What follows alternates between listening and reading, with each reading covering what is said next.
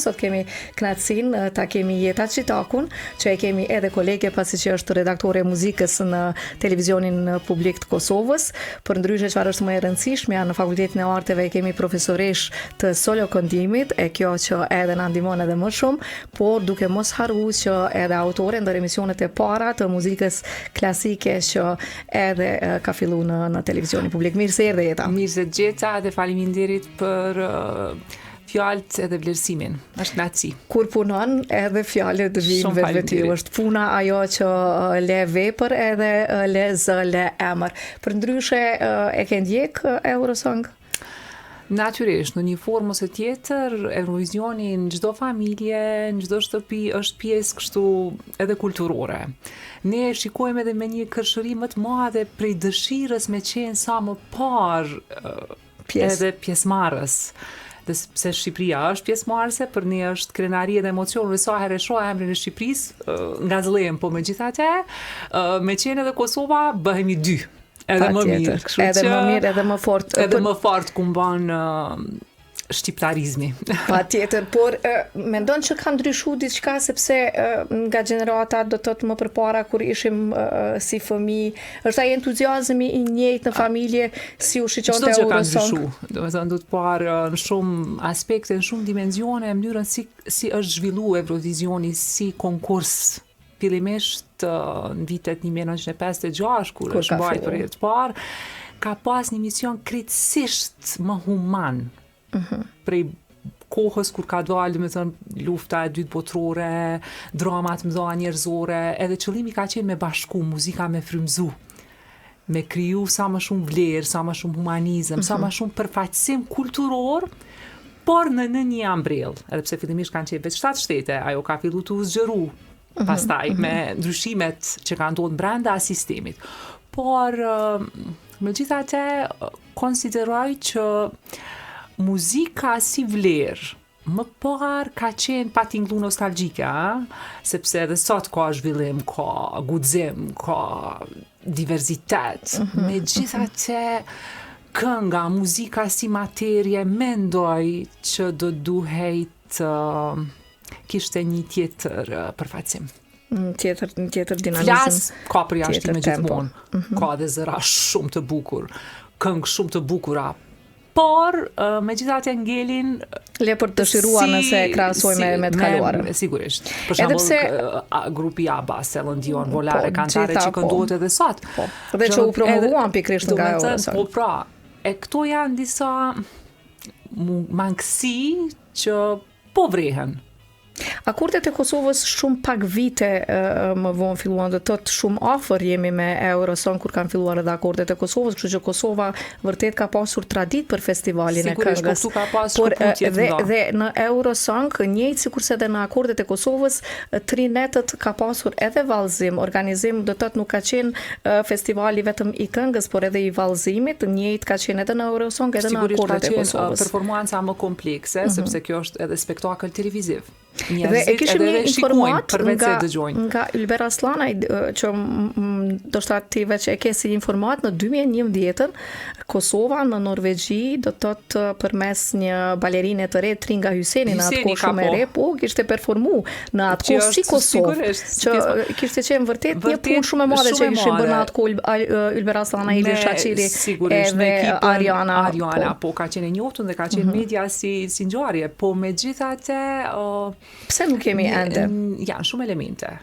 Shumë elemente. Është faktori politik, periudat e shkëputjeve shumë të vrazhda që na kanë ndodhur në vazhgën e, si thonë, zhvillimit të natyrshëm institucional muzikor, sepse kjo kërkon edhe një traditë. Ne traditën e kemi, po e kemi të cunguar, megjithatë duhet të thënë realisht, sepse arsyet politike kanë qenë ato që e kanë pamundsu edhe sot janë. Madje edhe sot fatkeqësisht, për ironi, ajo celula e parë që i ka mbledh për promovu vlerë e bashkim sot nuk është në Eurovision.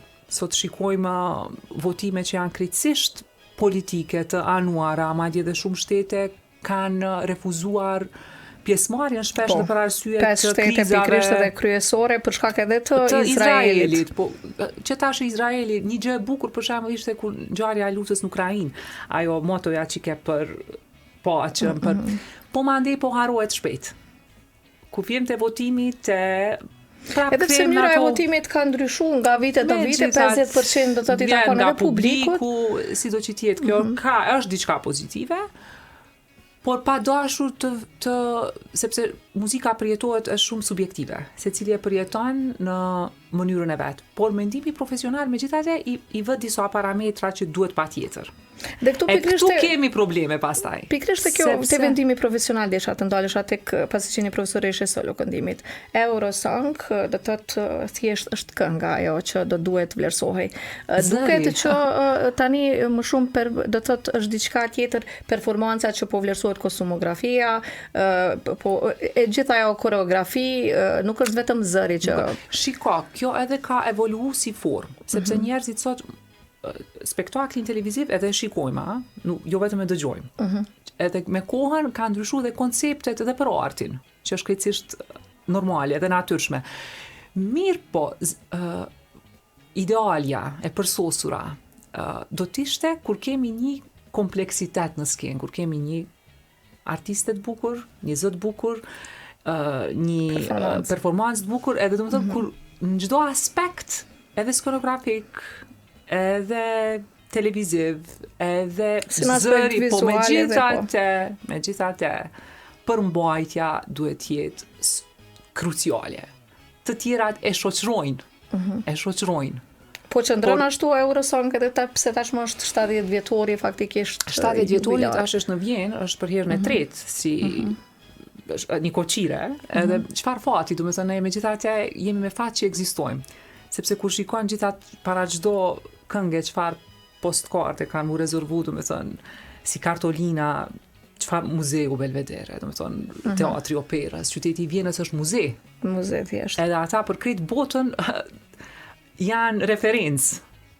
Edhe Evropa është trashëgimi absolutisht e paparë. E tash ne, jo se jemi inferior, por megjithatë nuk mund të jemi të barabartë për shkak të shumë fatkeqësive historike që i kemi përjetuar dhe s'kemi një trashëgimi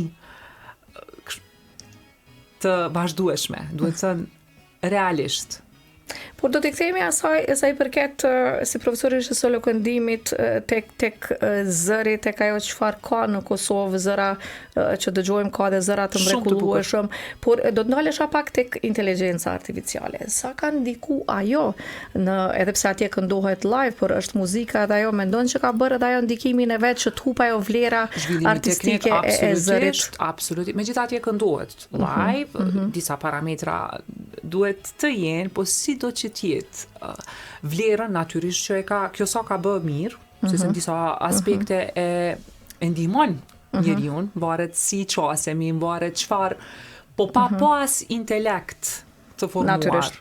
Pa ajo mendoj që e cungon edhe e pengon skajshmërisht intelektin, edhe muzikor, në zë çka të them, megjithatë zëri është natyror. Zëri është instrumenti më i natyrshëm ajo që e përfaqëson më së miri. Andaj është e pamundur, inteligjenca mund të krijojë efekte, mund të ndihmojë, mund të sjellë risi, zhvillimin teknologjik muzikor, por zëri njeriu, do të thonë, është i pazavendësueshëm. Faktori njeri është i pazavendësueshëm dhe natyrali nuk përçohet pa pas bot brenda. Nuk është diçka, është materje e gjallë, do të thonë, po nuk pa tek të emocionin. Edhe do të ndalesha këtu.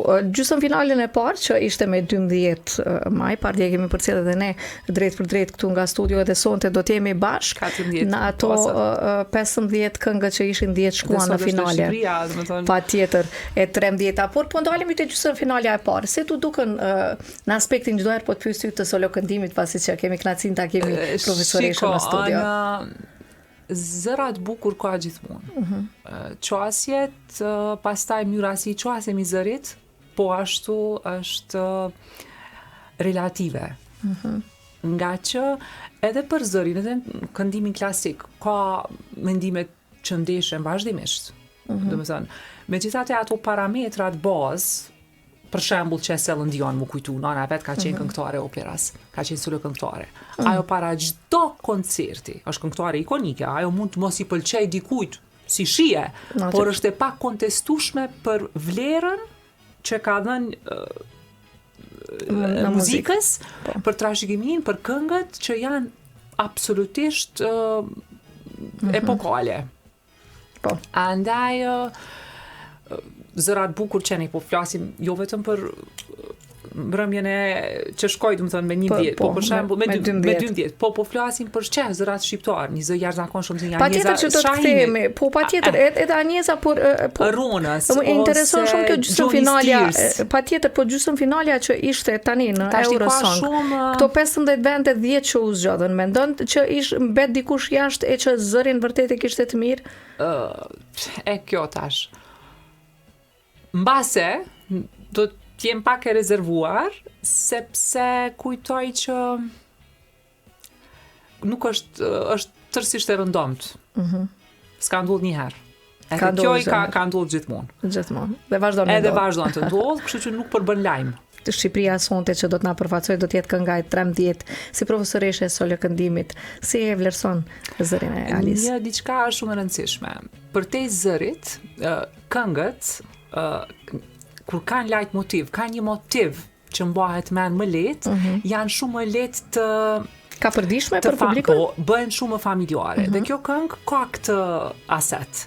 Përtej një zëri që është shumë melodioz, është qasja e duhur, nuk vjen e bërtitur, po të them në żargonin. Ne e kishim prirje me dënim që do duhet ndoshta pak të shpërthente më shumë për shkak se po shkruhet. Edhe kjo është subjektive, sepse ndonjëherë atë trazimet emocionale. Si e kërkon solo këndimi? Si e thot? Varësisht varet, domethënë varet ku ka dramaticitet, kërkohet emocion tjetër, pastaj varet nga zëri, sepse jo të gjithë zërat kanë të njëjtin volum. Potencial, ngjyrë, timbër, se mund të jesh shumë subtile edhe të dëpërtosh me zërin tënd shumë kumbues. Dikush e ka më të thellë, kjo është krejt aspekt tjetër pastaj. Mirë, po te kënga në fjalë që përfaqëson Shqipërinë me këtë ka diçka që e bën veçantë dhe kjo kërkohet. Si pastaj ne kemi pas kur flasim te zërat është do të ishte jo e korrekte, mos përmendu një zë për mua shumë i veçantë si Anjeza Shahinit që ka qenë me këngën imazhi ju dua të bëjmë. Do ka qenë shumë që ajo ka një zë shumë kumbues, potent. Por çuti tresht nuk është që është përfolur shumë sikurse Rona Nishliu. Rona është pastaj këtu jemi Rona është krejtësisht tjetër prej Anjezës, ka zë tjetër, ka ngjyrë tjetër, qasje tjetër në interpretim. Komentet kanë qenë negative në vend, por pastaj në Evropë dhe në botë komentet ishin shumë pozitive. Ka qenë jashtëzakonisht e vështirë teknikisht për ta realizu, por secila është nuk bëhen këto paralele, sepse të bukurat nuk janë të krahasueshme gjithmonë. Sepse secila ka personalitetin, individualitetin, edhe krahasimet pastaj janë shumë jo të duhura. Ka vënë një standard. Pastaj është shije si çdo gjë tjetër. Është shije si çdo gjë tjetër. Përtej disa parametrave që thash, janë të padiskutueshëm, një zë i bukur është zë i bukur. Një interpretim i bukur është i bukur. Tash, a kemi ne si profesionistë, sepse profesionistë ndonjëherë bëhen edhe si thon, nuk e përjetojnë realisht duke u përpjekur për të parë mangësit. Edhe kjo e cenon pak artin. Nga që përsosmëri nuk ka. Sepse arti ndjehet, përjetohet. Përsosmëria gjithmonë është në kërkim. Nuk ka të përsosur. Do të thonë gjithmonë ka diçka më bukur për të thënë, më bukur për ta bërë. Si janë zërat në Kosovë? Absolutisht ka zërat shumë të bukur. Do të thënë, ne shquhemi për zërat bukur. Pastaj kemi pas fat të kemi dhe shkollë të mirë të këndimit. Unë nuk referuam këtu vetëm për këngëtarët lirik, që sot këndojmë dhe në bokë, po dhe këngëtar të muzikës së lehtë, të muzikës popullore. Do të thënë, muzika është pjesë kulturore dhe na e kemi si veçori, do të thënë, zëra të bukur ka e kemi në gjak që thot popull, e kemi në gjene, si duket edhe kënga jo na ka mbajtur herë. Zhvillimet ato ndërthuren dhe me elemente të tjera. Pjesë e karakterit, individualitetit, personalitetit njeriut, gjitha rrethanave. Janë shumë elemente. Diçka që po organizohet që është në interes të popullit shqiptar të Kosovës dhe gjithë Kosovës në përgjithësi, sepse pas akordeve të Kosovës që fatkeqësisht nuk janë vazhduar, është e mira që ka filluar shumë e mirë për festivalit të këngës po Radio Televizionit Kosovës. Si e ke vlerësuar? Edhe sa ka kjo përparësi që kur do Kosova të futet në Bashkimin Evropian. Ka se megjithatë nuk është e lehtë, sidomos kur ka shkëputje të tillë. Rikthimet janë gjithmonë sfiduese, kërkojnë energji shumë të madhe, kërkojnë guxim, nga që edhe paragjykimi është i gatshëm. Sepse njerëzit edhe ja asociojnë me akorde që do mbase këtu ka pastaj dilema, do duhet kishte festival, do duhet të vazhdoheshin. Megjithatë kjo do duhet mbet nën hije. Është rëndësishme të promovohen këngë. Është e rëndësishme të Kosova të jetë pjesë në Eurosong. Pastaj mendoj që me kohën këto kanalizohen. Vjen momenti që mbase memoria kolektive do duhet të ketë një qasje më serioze. Por sido që t'jetë, nëse shikojmë me dritën pozitive, si spektakël, si nisëm, me një punë shumë të madhe që kanë bu orkestra dhe maestro, dirigentët, Florent Boshnjaku, trupa e orkestrës, Radio Televizioni Kosovës, skenografi që kanë qenë shumë të veçanta, sepse po them është edhe spektakël televiziv. Duke mos harru fillimet e ndihmën që kanë dhënë nga Shqipëria dhe Adi Krasta e shumë të tjerë. Do të thotë është shumë e rëndësishme, edhe mendoj ne nuk kemi shumë ngjarje. Këto që janë duhet përshëndet, duhet promovuar, duhet përkrah. Pa është një histori kulturore që po ndërtohet në vend. Është nisëm shumë e mirë. Dhe të jemi të gatshëm pse jo edhe për Eurosong. Pastaj prurjet, këngët, niveli, ato janë nuk prodhohen artistë jashtëzakonshëm çdo vit, nuk prodhohen këngë markante çdo vit. Ndonjëherë rastësia, ndonjëherë mund të kesh në një festival 4-5 këngë që janë të jashtëzakonshme, 4-5 artistë që cilin do ele pa çmim, do të ishte madje çmimet janë shumë ndonjëherë nuk e di sa të nevojshme, sepse jo gjithmonë përfaqësojnë vlerën vet. Ka këngë që s'kan fitu, po kanë ngel memorje përjetësisht. Po ishte interesante pasi që ishin organizime të televizioneve publike të secilit shtet këngë pjesëmarrëse në Eurosong. Sigurisht, për shkak çdo herë kënga fituese po përfaqësonte në Eurosong. Ishte një juri e veçantë speciale që sistemi i vlerave ka psu tronditje si kudo. Gara në muzikë kjo ndodh, ekziston, megjithatë është shumë vështirë të gjykosh edhe si për vendin e parë, madje janë parametra shpesh edhe shumë tercial që e merr një çmim ose jo, si të çmimi Nobel, që mund të kesh artist të jashtëzakonshëm, poet, shkrimtar, studiues, edhe ndonjëherë ngelen pa ato triumfin kushtimisht po them formal, por jo asnjëherë përmbajtësor. Dhe për fund këngën nën Alice sonte 13 në gjysmëfinale. Urojmë me zemër, urojmë me zemër. Në finale? Me dëshirë, por në aspektin profesional. Po. Thash ka diçka që të ngel në mendje. Edhe kjo kohët e fundit ka qenë ndër të parat kritere, elementi ritmik, një motiv më i theksuar, një metrik aty brenda që ndodh dhe njerëzit, sepse muzikën nuk e shikojnë vetëm ekspertët, nuk e dëgjojnë vetëm ekspertët. Muzika është për të gjithë, muzika prek të gjithë. Muzika është pjesë e pandoar e jetës njeriut në një formë apo tjetër. Dikush e do më pak, dikush më shumë, po nuk besoj të ketë jetë njerëzore që nuk një moment jetësor nuk e asocion me një këngë, ose me një artist, ose me një muzikë.